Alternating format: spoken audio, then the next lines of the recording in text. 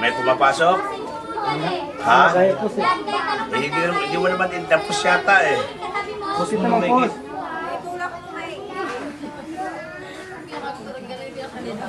Ha? May pumasok, may lasa na. Pero dapat hindi mo tinitikpan. Dapat pumapasok doon sa lalamunan. Ha? Pumasok. Obserbahan mo. Ha? Pwede kang mag-puff nito mga 2 to 3 times. Pagka medyo parang hingal. Ha? Oh. Obserbahan mo.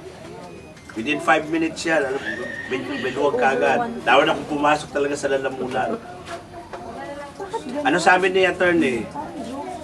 Ano sabi doon? Ito naman si Kwan, meron ko din ginagawa, singit ka agad yung telepono.